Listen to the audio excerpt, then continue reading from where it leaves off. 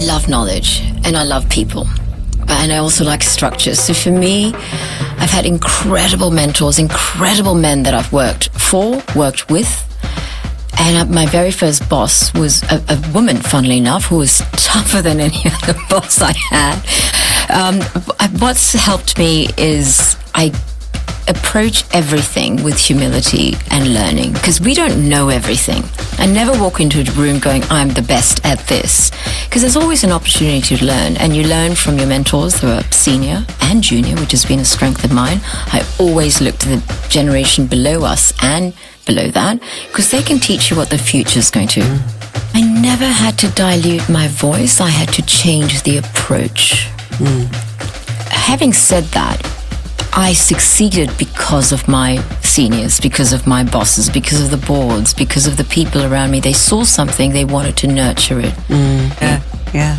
So was there a moment or was there an accumulation of moments that led to founding Ponti Health? So Ponti Health, it's the first of its kind in Australia and potentially in the world. It's a one-stop shop for women's health, Di. I'm Hema Prakash, and I think when I think of a few things that define me, I always think of curiosity. I've always been deeply curious. I've had a wonderful childhood across many countries that's allowed me that. And I love tinkering. I love moving things around and seeing where the process innovation lies. Or I always say, give me a messy box of string and I'll sort that out. And I think above all, I just love being around people and seeing them thrive. And nothing gives me greater joy than that. Hey, I'm Di Gillett, and welcome back to another episode of the Power of Women podcast. If you haven't joined us before, we're a platform that celebrates and showcases the strength, resilience and achievement of women from all walks of life. And my guest today is Hema Prakash, a woman who's never waited for permission to speak up, take space or challenge the status quo. Born in Singapore, raised in Sydney and forged in the hard-edged worlds of tech and private equity, Hema has almost always been the only woman in the room and perhaps one of the sharpest minds at the table.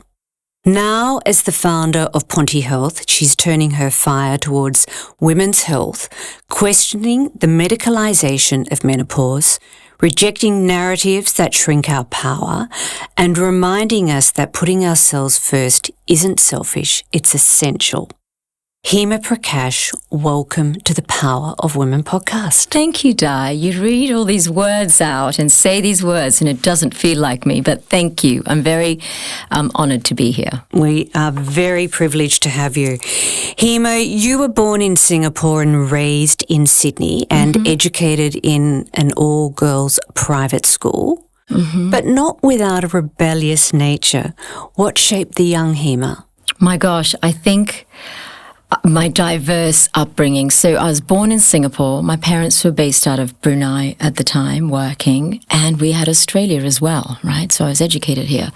So being in 3 different countries with 3 different languages and food and smells, and you're immersed in differentness all the time, you become so accepting of diversity. And I know that word is so overused. So I love different facets of people and spaces, and even walking here to the studio today, I love looking at the gritty nature of South Melbourne, which I love, by the way. So thank you for having me again.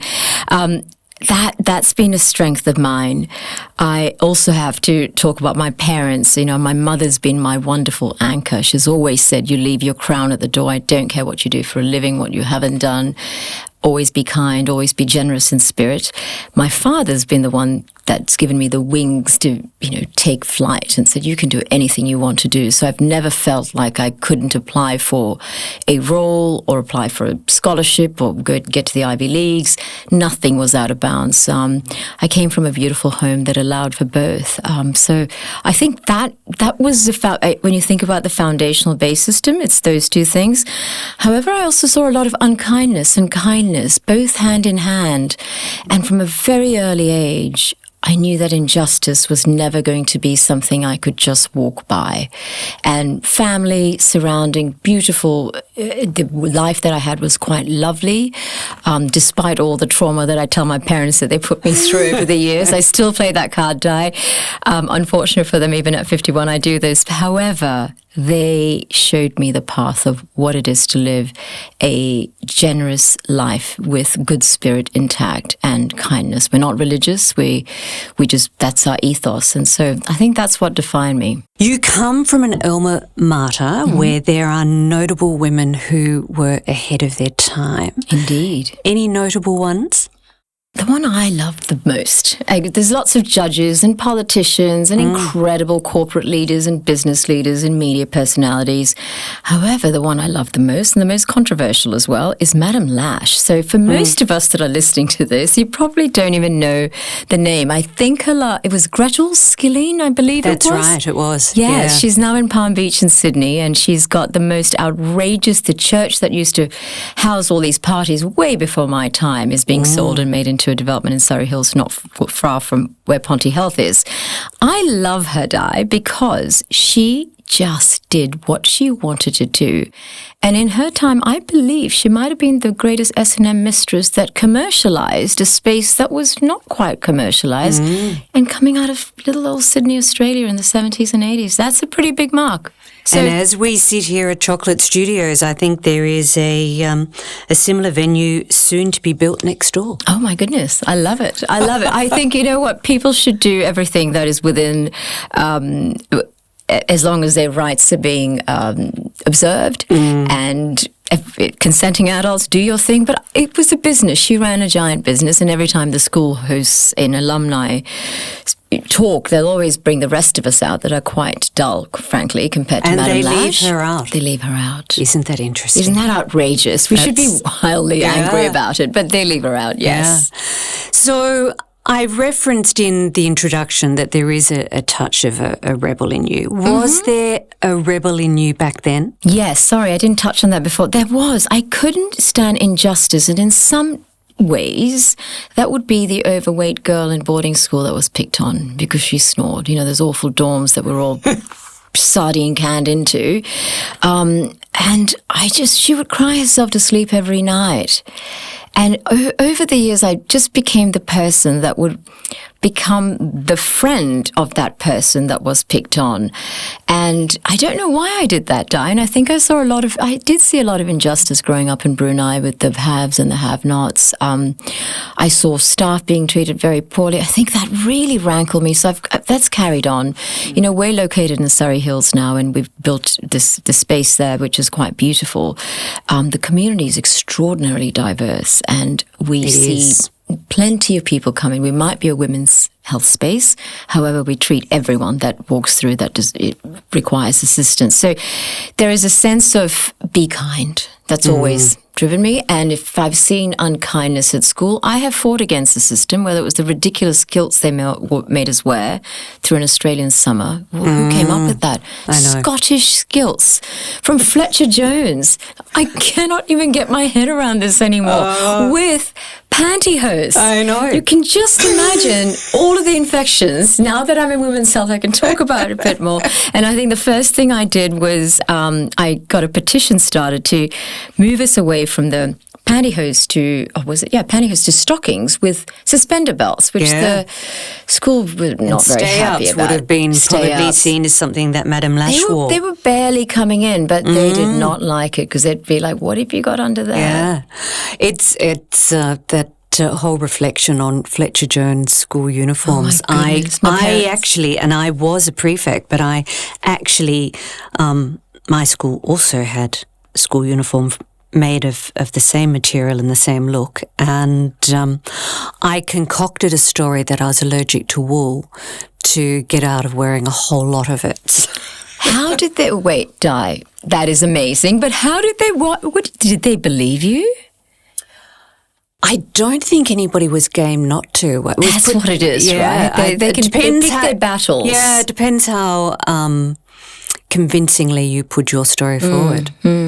I like this. Yeah. So. I knew we'd like each other from the start. Well, there was a chance.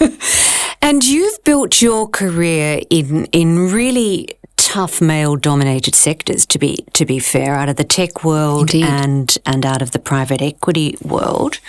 What did it take to hold your ground in those rooms? I love knowledge and I love people, and I also like structures. So for me, I've had incredible mentors, incredible men that I've worked with. And my very first boss was a woman, funnily enough, who was tougher than any other boss I had. I'm talking paperweights that went flying over your heads. This is a long time ago, completely disallowed now. What's helped me is I approach everything with humility and learning, because we don't know everything. I never walk into a room going, I'm the best at this, because there's always an opportunity to learn, and you learn from your mentors who are senior and junior, which has been a strength of mine. I always look to the generation below us and below that, because they can teach you what the future is going to be. They're thinking that they're living 20 years ahead of us. Your mentors that are senior to you will tell you what, their pattern recognition, iterative knowledge that they share. So humility and learning, that'd be my biggest thing. The second thing is people. Bring your people on the journey. We cannot be sitting in any type of ivory tower. You need to be sitting with your teams. I've always done that, even with the senior executives that came on board, which was not heard of in my world, especially for the firms I work for. I would have senior vice presidents sit on the customer service desk answering customer calls. Yeah. If you don't know what your market is talking about or what they're feeling, no matter how good or bad it is, you've lost the game. So being close to the market by knowing your people, knowing the customers is a big thing of mine, and just being a super ninja executor, right? I use the term ninja a lot because I'm surrounded by these incredible humans in my life that get up in the morning and say, I'm going to go do the 10 things today, and they do it. And that's really important. So do what you say and say what you do is very important in the US world, and private equity even more so. We're always catching flying swords and being on a unicycle and hoping to get there sometimes. And it's a febrile environment, so you have to be quite calm through it all as well. But knowledge is, having the knowledge of product, market, understanding your numbers. You could still ask me a number today that might have happened 16 years ago, and I can tell you the whole story. Yeah. Did you ever find you had to dilute your voice because you had put yourself in a male-dominated world, hence played potentially a tougher exterior than was your natural go-to? I never had to dilute my voice. I had to change the approach. Having said that, I succeeded because of my seniors, because of my bosses, because of the boards, because of the people around me. They saw something, they wanted to nurture it. And they thought, was I an affirmative action hire? I don't think so, never. It was not a thing in my time. You had to prove yourself. If you didn't prove yourself, you're out in 6 months. It's all very, very clear. These contracts are tightly drawn, so I have no doubt that's not the case. I never had to dilute my voice, no, because I came at it with knowledge, with teach me.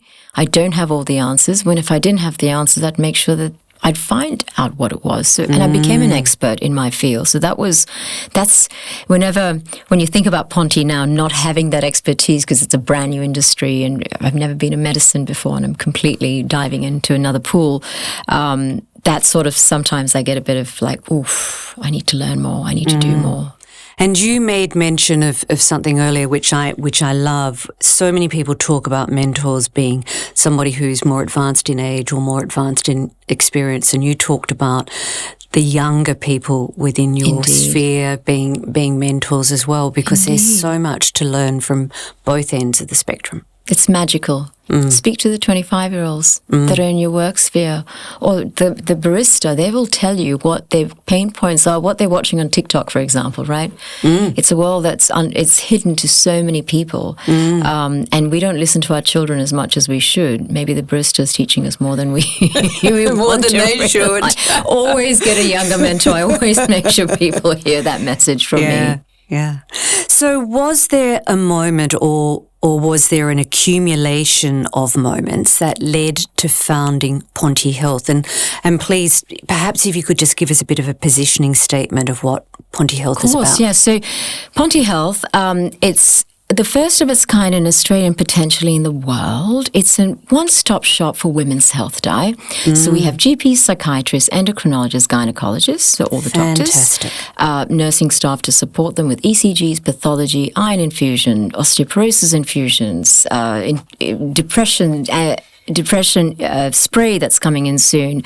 And we've got bone density scans as well. And we've got the allied team, so pelvic physios, we have musculoskeletal physios, we have dietetics in seat, and also, I'm missing one, psychologist as well. Fantastic. So the reason all this came about, and we kept it as Ponti Health, is because it's named after a wine bar in our local neighbourhood in Potts Point in Sydney. Innertaker Ponte, which is Barchi and Pete Moore's place. We were there at the back of a napkin. I was on sabbatical, and it's technically gardening leave in my world, which means you can't really work for anyone else, and they pay you a healthy sum to do that. And I was going to go back into that world. However, I thought, let me work for Australian companies. I've never really forayed into the Aussie sort of market. I've always done the US space. Went to interviews and met more board members named Andrew than there were women. So I'm sitting in these rooms and I never feel shy, or I don't have imposter syndrome in these rooms, because I'm like, you're talking to me because you want to talk to me, but show me your hand. Show me who you are. And why are you even talking to me when you don't have a female in the room except for the person pouring coffee? It's wild. So this is still happening, and it's happening in ASX 50 companies. You have to open the AFR on any given day, and you see we're a little bit behind the 8 ball when it comes to women in positions where decisions are being made about yours and my money. Now, 2 things happen. One, I went through my personal journey of perimenopause, which I think started at 39, and I say this at 51. I'm not sure. Abnormal bleeding, the UTIs were just out of control, and I talk very openly about everything, so please forgive me to the audience. We're not shy about the word vagina and vulva at Ponti Health. And we're not on Power of Women. I love this. And I was gaining weight that was unrealistic for my bone structure, 25% body weight. And of course, I was self-soothing through drinking, which I address openly because I see so many women around us doing this. So I was doing that, but I was, that perfect duck, calm above water, pedaling furiously below, because I had to keep everything in a calm space for life to continue. So that was happening. And I sat in a superannuation meeting not far from here, 6 a.m. meeting, happens in Australia 3 times a year. Funds like ours would come and ask for the next fund to be, the bucket to be filled. We start here, we go to Temasek, we go to Canadian Teachers Front. And I was one of 2 women in a room of 70 humans, where decision on $4.2 trillion of superannuation money, not all of it encompassing that day, was being made. And I looked to the person sitting next to me, who I'm not going to name because she would kill me, who's retired in Geelong now, wonderfully retired. She said, I love her accent when she said, babe, we're all falling off our fucking perches. Excuse my swearing. I said, what do you mean? And she said, well, we're doing this research, and this is the first cut of it. I'll email it to you. So the research came out. It said women between superannuation, there's income protection insurance attached to it. Anyone in Australia listening to me, please open your super fund and tick that box for income protection insurance. It's utterly vital. Protects you when you're not well. She said women between 45 and 49 were citing mental health conditions and ceasing work and activating income protection at an average amount of $12,000 per month after tax. Now, that is a significant amount of money. That happened. And I'm meeting more Andrews than I should have in my life. And I love my Andrews as friends, by the way, and my Dans, of course. And they're your lawyers. Exactly. And I am seeing all my friends go through such a journey. I've had access. I'm financially resourced. Time was never my friend. But I had the ability to get to all these things, but I never got to my medical appointments and I saw 42 doctors. I did the count through Medicare the other day. Wow. 42 doctors over a 6-year period because I was desperate to find... Because you couldn't get an answer. I couldn't get an answer until I found the GPs that we've got. Can you imagine having to get through 6 years, and this is what women are experiencing now. So I got very angry, Di. I'm giving you a very long story. So I got very angry. Very valid. Very angry. And I galvanized the anger with my business partner, who's also my husband, who's a psychiatrist. And he saw more and more women in his private rooms coming in who should have been put on HRT versus being put on sophisticated mental health medication that have their space and required. And he would write back to incredible doctors, but they wouldn't know what to do with what he'd write back with. And so we pulled our forces together, got our incredible Chief Medical Officer, Anna Cannellan, on board, and we've created a space that not only has the best of the best doctors, and I'm calling it out right now because they do public and private work. It's very important in an under-researched part of women's health. I'm wearing a patch that's not been researched on me at all. I know. Well, so women in research in the medical world is only new language. Indeed, especially for what we're going through right now, because we're roaring, and we're roaring loudly as Gen Xers. Yeah. And I mean, the reality is all of the medical research and all the statistics historically all has been done on men with no understanding of women. Indeed. Do you know your iron count? This is something that I've learned just in the last 18 months. If you look at your ferritin count, it's supposed to be, I think it's 70. Please don't quote me on this. That's based on a male count. What's optimal for me with my hair loss and my bones? Don't bleed. Funny that. Funny that. So you have to work with your doctors to understand what this is, and this is why personalized medicine is important. That's what we've created with. And time. We've taken everything. For someone that's been in tech, I've pulled it right back to basics. We're calling it slow medicine, a term that was coined by Dr. Tandon, a psychiatrist. Because we need time. You can't keep going into the GP saying, I have a UTI, my muscle's aching. They wanted to pathologize my situation, and I know we're going to talk about that shortly, and call it fibromyalgia, which I just needed estrogen diet. I just needed a patch or a gel or something before I went down this path of, over-medicating myself. I underestimate how fortunate I was to land in it with a GP who was an East and West, but more East than West doctor. Tell me a bit about that. Well, so winding back, and you touch on hair loss, and I've mentioned it a couple of times in this podcast. I had a period of time where I lost all of my hair, and I had alopecia totalis. You mentioned that, yes.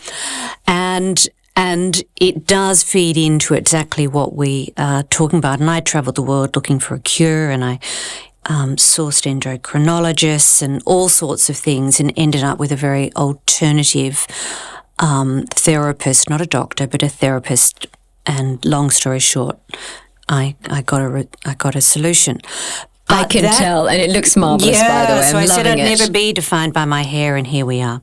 So from there, my pursuit of GP changed, and I had an East and a Western doctor, and I still do.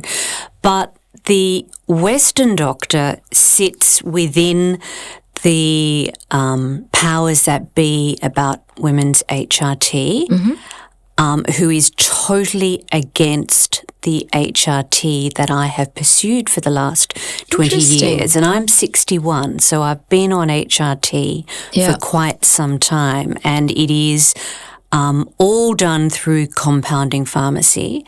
And I have sailed through menopause. I would suggest I have aged better than half of my friends. I love this. And my quality of life has been defined and of a higher quality because of it. And I didn't buy into those statistics of it's bad for us. It's so good. And finding that doctor to have both conversations is important. Absolutely. And it's a tough conversation in medicine because doctors are scared, and they've studied for 10 to 20 years to get into the seat to be able to serve us, and they know they're serving us. I've met hundreds of doctors now, Di. Not one person is getting up in the morning to make another person's life miserable. Yeah. However, the system in Australia has rallied against longitudinal healthcare. We have the best healthcare system in the world. I've lived in 7 countries and been, unfortunately, touched the medical system in all those countries. Pretty healthy person. However, we are so lucky here. However, the access to what is considered free and cheap healthcare, that has to end, because it's not 6-minute consults with Medicare. They're not a thing. They're not a thing.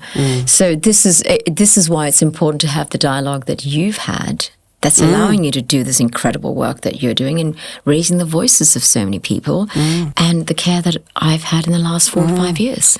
Well, health and well-being is becoming a topic at the Power of Women that is being pursued on a regular basis, and I can't move away. I can't move away from it because, for all the reasons that we've just touched on, I think it is so important, and particularly as we talk about midlife women standing in our power, and we're living a long time. So important. So important. Light. Yeah. One of the things that I loved about our first conversation, and I didn't share this with you, is I see women in 2 buckets, with light and without light. And I say this because I grew up in a house of women. It's a matriarchal South Indian family that I grew up in. So women hold the cards and make the decisions and on lots of things. So we've always allowed the light, but our bodies let us down. We also let ourselves down at some point because we put everyone else ahead of us. It's a bigger conversation.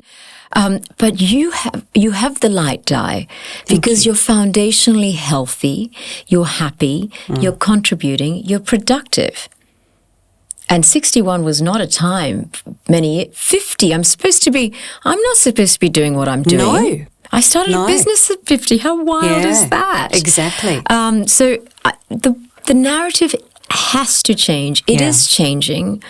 And I think I love seeing you lead the way, and I hope to light the path for those that follow me and us. And I absolutely applaud what you're doing, and we're sitting here together because so many people do applaud what you're doing and suggested we needed to have this conversation. Privileged. Humbled. Privileged.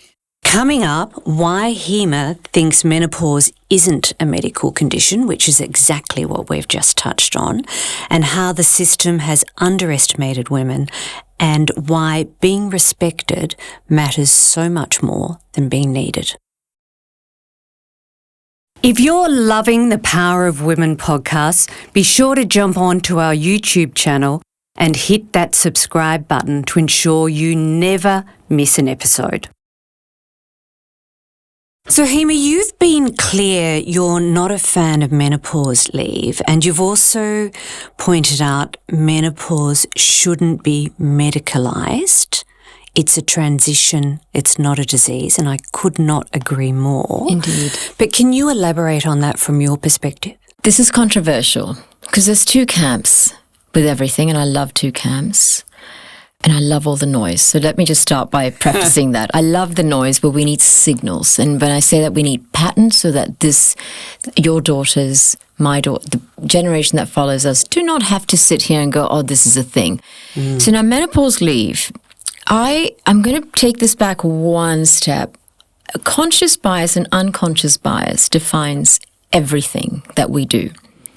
We used to put all our thousands of people, all my firms that I worked for previously, through hours of training, especially when Black Lives Matter erupted in the United States through conscious and unconscious bias training. Now, when US companies decide to go down this path, they really go down this path, right? We're talking hours and hours a week of training. It became more and more evident to me, and also through my childhood, and we touched on kindness and unkindness and how some people just behave the way they are and they can't help themselves potentially. People are made the way they're made. We can change it through laws that 100% has a space. However, the laws should not diminish progress, especially for a cohort in the population.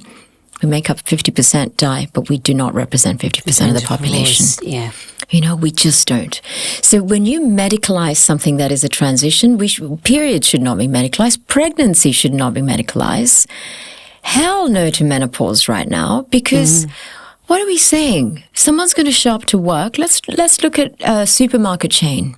Coles, Woolworths, some of the biggest employers in the nation.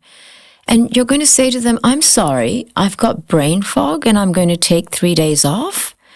We lose years and years of income.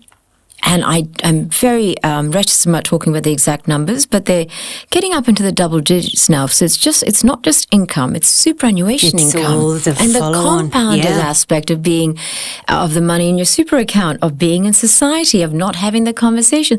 For every child we have. Now you're telling me at between 45 and 55, I've been in perimenopause for 11 years, possibly another 5 more years to go.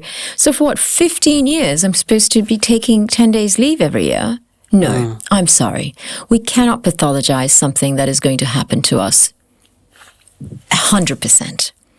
Hence, we cannot pathologize periods. We cannot pathologize menopause. What we need to know is women do need support through this period. What we do need to know is that, as is domestic violence, a critical juncture in our country, it's awfully problematic in every single way. Will that leave actually help women, or should we wrap that leave up into something else? Why is this a Greens versus Labour Party? This is not a political discussion. This should be women need support through their 30-year career. What is the support we need to provide them, rather than calling it something, pathologizing it, medicalizing it, which is just going to put us backwards. Now, I come from a point of view where I believe women should be financially independent. I'm absolutely quite driven by that in everything I do, which is, you kind of need your own money before you make your decisions. You can't have someone else doing this for you. Before I go to any big conversation and talk I have, especially in Australia, I ask people to pull out their superannuation account on their apps to see what they have. And do you know 50% of the rooms don't even have their super account on their phone? They've got every other shopping app in there, but not their super account. It's free money, literally free money, everyone, compounding at 10% interest a year. So I'm very, very, very passionate about the fact that women need to be in a better financial position. They need to be in a position where they can have access and agency throughout their lives. And the minute you pathologize something that should not be pathologized, we're putting women backward. They need support, they need care, they need good medicine. Let's start working towards that first. Not so controversial when you put it like that. I hope not. There's a lot of noise. And it's interesting. I have a podcast that is just come out with money expert Mel Brown Money, whom you may or may not know, and she's a Sydney-sider. And we talked about conversations around super splitting. And, it's not foreign to me, but apparently, surprisingly, in this marketplace, it's foreign to many. And she said when she has couples in the room and they talk about it, and the female might leave the room talking to the boys, the conversation stops being our money and it's my money when they're talking about, and they're in the room talking about what to do in the event of somebody taking mat leave. Of course. The assumption is that it is still my money and my superannuation. It's not our money. We're not a team anymore. And I'm not sharing. Because I've worked, it's my money. Yeah. I wish I could tell the generations, and this is that being a wiser older lady situation, right? 40% of marriages end up in divorces. That's apparently the latest stat. I hear all these numbers, Diane, I'm not quite sure, but 40 is it seems to be a reasonable number. What the market looks like. So I wish I could tell that 25-year-old and 30-year-olds, they're getting smarter, by the way, because it's expensive to have children, and certainly in Australia it's wildly expensive, that you're in this on your own. Exactly. You can't be, this whole marrying, this trad wife, don't start me on that. We could be for hours. We'd be here for hours, and a vat of wine might be required. But all of this needs to end, because at 65, when you're really coming into your power, is when you're going to be looking back at your life. And that's not when I want women to go, oh my God, I wish I did this. It's just, I want the conversation to be greater. We need to get the foundational aspect sorted. Finance, health, very big things for me, and relationships, another big one. be careful who you bring into your world. Correct. And I made some very poor choices in my past. I'm the first person to say that. Finally got there in the end. Yep, same. We learn from our mistakes, right? And this is, I wish the red tent of the old years, of the older decades would exist, where we'd come together as intergenerational women and share the wisdom, the pain, the joy, the wins, the losses, so that we could do this. And I don't think it's happening as much anymore. The intergenerational friendships, I don't see them as something that's very common. Yeah, I'd agree. And you've spoken of your admiration for Professor Davies and Professor Kulkarni, both from the heroes. Monash. Yeah. So how has their research informed or affirmed your thinking around women's health? So I love researchers. I'm not a scientist. I'm a finance, as a tinkerer that runs businesses and very good at that. So I admire people that do the thing that I can't do, which is sit behind laboratories, numbers, statistics, and maths is one of my favorite things to do. These guys are mathematicians before they've even woken up in the morning. They are doing the pointiest end of research, and including Dr. Amanda Beach out of Sydney, about women in midlife. So Susan Davies, I adore her, and I know I love her on Instagram. If someone needs to follow her, she's got the science behind it, and she's doing the research right now on testosterone in women. I'm on transdermal testosterone. I don't know whether it's working. I want to know whether it's going to work, Di. Is that what's been helping my promethazine and my estradiol that I'm on as well? I just want to know more. And for us to know more, we need to support our researchers. Whether you like what they say or not is a different story. But that's what research is. It is actually a binary approach to a problem sometimes, or a challenge. Now, Professor Kulkarni, oh my goodness, if you hear her talk, we just need to put her up on a pedestal, because she talks about mental health. And we've got psychiatry rooms that are actively, they're humming, and very busy rooms. Something happens to us at the age of 40, 45. Folks that have been managing ADHD really well may not be able to manage it when your estrogen is doing what it does at this age, wildly fluctuating. We need to support our researchers while they're doing this. So I just love what's happening in this field. And I just hope the funding is there, whether it's pharma companies or whether it's the government, which I know is going to be super hard. But we need to support these incredible women who are debunking the WHI study that came out in 2002 that needs to just disappear in its entirety. So huge kudos to them, and please keep doing what you're doing. And I think when you look at that study and the UK, when you take the climate of living for months on end with limited sunlight, unlike we're blessed with it in Australia. Indeed. And being told that HRT is life-threatening, no wonder there's so many British women in particular who have just struggled through menopause. It's quite sad, isn't it? It's shocking. I see this, we shop in a very privileged part of Sydney. Our local Woolies is there. And I was in the car with a friend just a few weeks ago, and I see this all the time. I go, look at these women. These are they're sitting, supposedly everything, all the material possessions in the world that one would aspire to, if one would aspire that way. Yet they've lost their light. They've literally lost their light. I don't know what they're battling. The compounded effect of life at this age does get hard. You're worried about the kids, the husband, the wife, the dogs, the cats, the mum, the dad, the whole thing. But at some point, you've got to... I just want us to get our life back at some point, and our light as we get our life back. And we deserve to. Indeed. And you said women need to be selfish, that our voices matter, and we need to put ourselves first. And as women, that often does not come naturally, because we are born to be martyrs in some respects. What does being selfish look like to you? This is such a hard question. I got up this morning at 4:15. I was worried about the dogs this morning when I woke up. So I'm soapboxing and just having imposter syndrome while I'm soapboxing. Here's what I would wish for myself and every woman around me. I would like us to look at life and what we want life to be at 70. We know we're going to have 70 it's, I don't want to use the word new 50, but it is the new 50. It is. This is no longer about ice baths and infrared saunas. This is about when you wake up in the morning, are you feeling content? I'm not talking happy. I'm not talking ecstatic. Content with how you've woken up that day. The bed you're sleeping on, the temperature in your room, the pillow you've got, the person potentially that you're waking up to or not.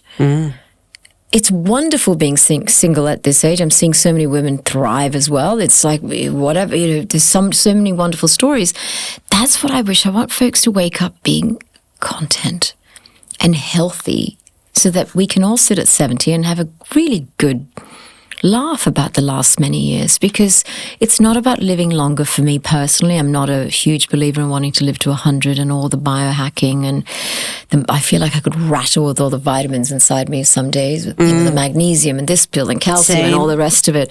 It's not about that. It's feeling really safe and secure in who you are with all the traumas of the past, in the past, and waking up feeling really happy, which despite my 4:15 a.m. wake up this morning because of schnitzel and cocoa, I did wake up very, very, very content. And the points that you referenced of waking up and being content with are not things that cost money. They are things that should be accessible to all of us, is assuming we've had the good fortune to manage our finances and have a roof over our head. Correct. It's a assumption that I'm quite careful in making, because we know more women are living in sofas right now, aged over 55. It breaks my heart. We have a lot of outreach programs in Ponti, at Ponti Health rather, and I can't go into the details for the privacy purposes. It's pretty bad. And it's not, people think it happens in the outer parts of what you and I know.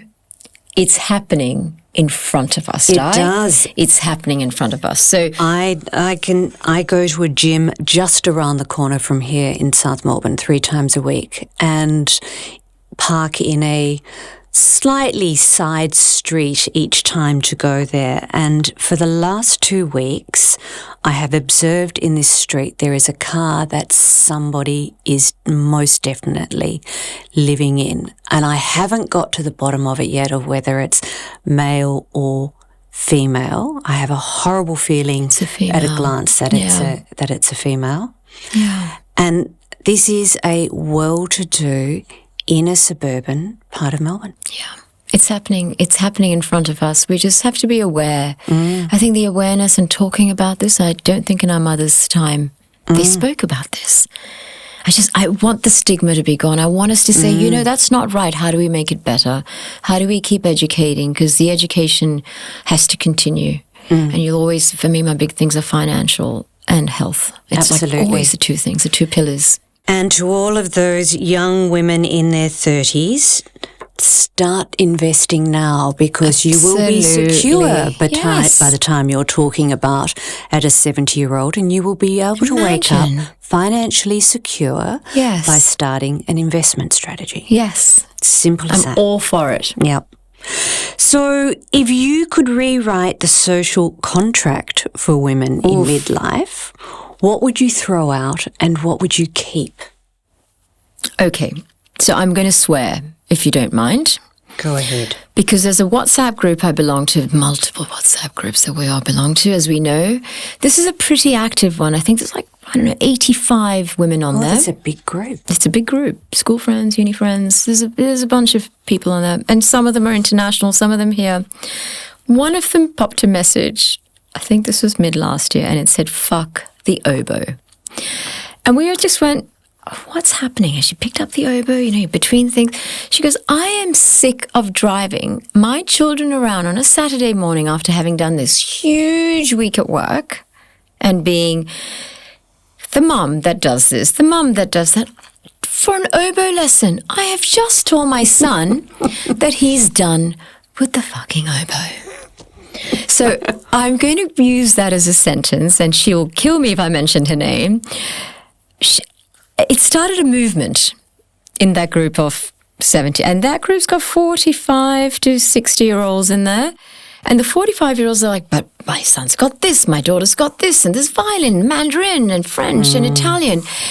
And I have stepchildren, so I have to be very careful when I go into this dialogue of be a bit more selfish, because one would assume... It is easier. It's easier. It is. It is. We It is so live much in the same easier. world. Yeah. However, I've got sisters who've got wonderful kids, and my younger sister in particular, Lavi, who I utterly adore, her generation are doing this right. They're actually prioritizing themselves a little bit more. Of course, they're doing things for the kids, but F the oboe has become my message to everyone. If you're sitting in Sydney, I don't know what Melbourne traffic is like on a Saturday, actually anywhere in the world, going from violin to euphonium to piano to German to Italian to French, no one is going to care if you're playing the oboe at 25.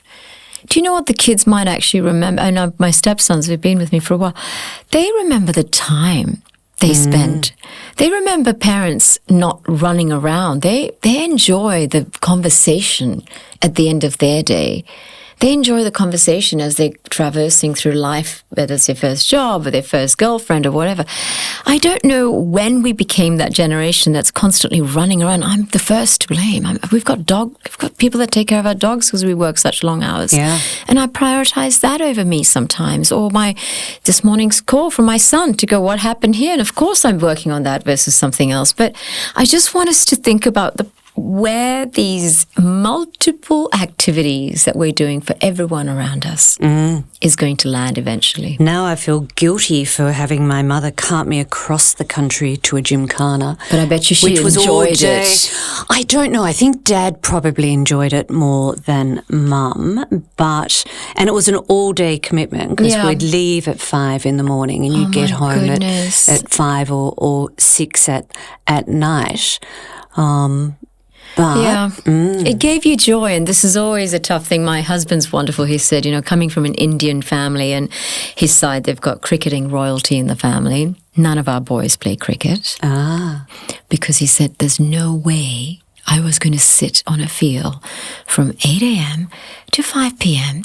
in a little chair with an umbrella, with my thermos, watching you play. And this is after being a very, junior doctor. And so we have a very different take on this. But it's that group. And when do we start prioritizing our sleep-ins and that beautiful pot of tea in the morning? If you can do it, maybe it's time.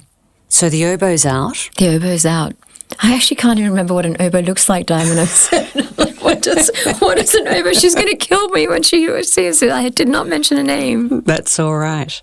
So reflecting now on the legacy that you might leave behind, because you are absolutely paving a way and making absolute monumental change in the terms of women and particularly in midlife women. What would you want your sons, your nieces, your nephews to understand on reflection what type of woman you are? Do you know, I don't even know where to start with this question because it's such, thank you for your words. I never woke up on any morning believing I was going to leave a legacy. However, I do believe in always leaving the door for those open for those that follow us. That beautiful Greek proverb of, I want to live in a great society where all men plant trees. They know they shall never sit under. The shade off, they should never sit under. So thank you. I'm very honored. I would like these little wonderful humans and not so little humans in my life to look at me and go, she did it with the people around her with dignity and did not burn herself out in the process. That's what I'd love. Brilliant. Thank you. Because I'm sick of talking about burnout. Oh my gosh. Oh my goodness. If I could tell more friends to rest. Yeah. I mean, our doctors tell people dietetics and exercise physiology is written into their plans for every woman that comes in. But rest is something that everyone is talking about. We see them. I used to be that person. You know, we used to take pride in sleeping 4 hours a night. I need 9 hours sleep, Di. That's my superpower. I don't get that, but I do know that I used to go so hard that my burnout, not that I recognised it as what it was just where I would crash, and I would every couple of months on a Sunday say, I just need a day in bed.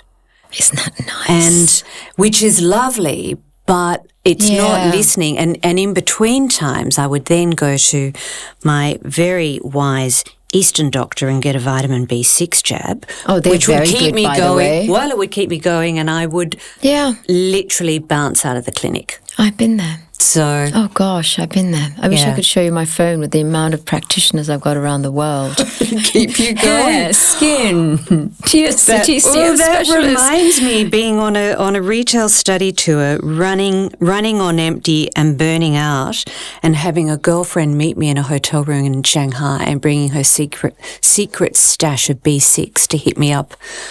Isn't that wild? On tour. It's that, you know, the day of rest is so important. Isn't it? We've travelled to Israel many times, and one of the things there, and the first time I was there, I was like, what do you mean the coffee machine's not working today? I need a coffee that's out of a machine. I need a barista coffee. And they were like, it's a day of rest. I went, it's actually really nice. When everything just calms down, that tempo just reduces. It's quite lovely. I'm a huge fan. We spend Sundays doing nothing, Di. We call them National Pajama Days. Well, I like to, and you started the conversation by saying you're not religious, and neither am I. But here we're talking about a Sabbath. But here we are. It's a New Age Sabbath as atheists. So there you are. Yes. My final question to you today, Hema, is the conversation. What conversation do you want women to start having more loudly, more urgently, and more unapologetically? I want us, and this is for the 20-year-olds, the 30-year-olds, the 40-year-olds, the 50-year-olds, the 60-year-olds, the 70-year-olds, to start prioritizing, and unashamedly so, our health first. That oxygen mask concept, which we're about to write a giant article about it, but we've been, you know, with my writer, who's a remarkable woman, talking about this, because so many women are told to put the oxygen mask on themselves, and they're overwhelmed with that conversation. So I don't know what other term to use, Di, but if you're not taking care of your health and demanding the changes for yourself, there's a bigger problem ahead of you. And the nursing homes in Australia are enough to tell us about that. That's a big one. The second thing is just like yourself a bit more. You're more than the daughter. I am more than just my parents' daughter and my beautiful nieces and nephews' aunt and my stepson's stepmom and my husband's wife. We are who we are. There's a 14-year-old in us that's joyful, that's kind, that's generous, that's playful. I would like us to start living our lives with a bit more joy. And just appreciating the dapple of sunlight that comes through the trees a little bit more, because we seem to be in a wheel and we're moving very fast, and that speed's not going to change. It's only going to get faster. So be healthy and be kind to yourself. Words of wisdom. Unashamedly, please pitch Ponti Health to us. Oh, my goodness. It came about because of anger and falling through the cracks, as you know. We have aimed to lift the level of medical care that's out there. We have more doctors wanting to join us than anyone assumed. I was at a medical event last night, and isn't that incredible? Incredible. There's an assumption that there's a lot of money to be made. I'm going to touch on that in a second because we have to. But we're saying no to so many people because this is not medicine like has ever been exercised. I don't believe ever. Perhaps in another time, because we've taken everything back to slow medicine. There's collaboration between the doctors. So your GPs are walking out speaking to an endocrinologist and a psychiatrist just in the hallway. Let's just leave that there. We go for public and private facing physicians and practitioners because it's where all of the action is dire. You want folks to be exposed to more than what they're sitting out in front of their desk. Remember that diversity is important. Absolutely. Especially in an area which is under research. And we've created a space that's quite beautiful. I can't wait for you to visit it in Sydney. You have a home in Sydney in Ponti Health whenever you come up. Great Thank coffee you. machine. Her name is Penelope. We've created something different and you don't fall through the cracks because the admin's sorted. So when you walk out of a GP appointment, there's two types of GP appointments. One's for half an hour, one's for an hour.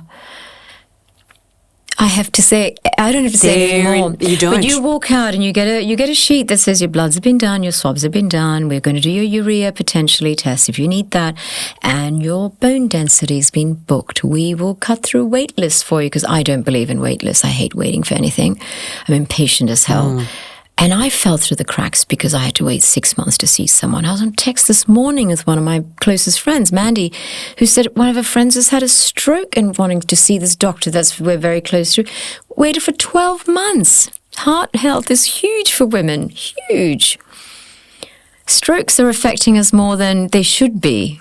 So we've pulled it all under one roof. We've made it easy. We've made it beautiful. And we've attached a concierge service so you can text us. We don't want you to hit Dr. Google because especially now with the tech companies have released the beast that is non-fact checked items.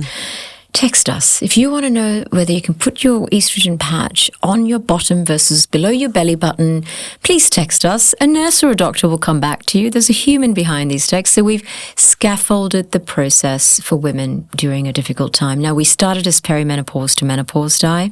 Week 1, second patient said, why can't I bring my daughters in? So right now we've got, and it gives me goosebumps because I never anticipated this to happen, daughters, mums, aunties, grandmothers coming in. Whole generation of family.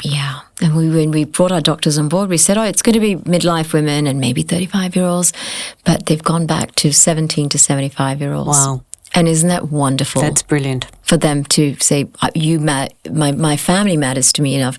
You've done such a great job. We bring them in. So that's Ponti Health. Congratulations. Small revolution in women's health. Congratulations. Thank you. Well, Hema, thank you so much for coming in from Sydney and joining me today. It's such an important conversation, and the thing that just keeps resonating is slow health. So many of us have been through medical appointments where we're rushed through, we've got 15-minute consults. Indeed. And nothing gets addressed. So that alone, in addition to all of the scaffolding around health that you've put around it, is just such an important part of feeling like you matter. Thank you. That's the aim. That's what we wake up every morning to make someone's life better. Yeah. Well, if you think somebody in your world matters, please share this episode of the podcast. Jump online and have a look at what Hema and the team are doing at Ponti Health. I have had a look. The website is divine. The amount of information that is there is fantastic. And I know that if for any reason I can't find what I need within my team in Melbourne, I have a new team to pursue in Sydney. We're always there for you and anyone in your world. Thank you, Hema. Until next time. If you're loving the Power of Women podcast, hit that subscribe button and be sure that you never miss an episode. Until next time.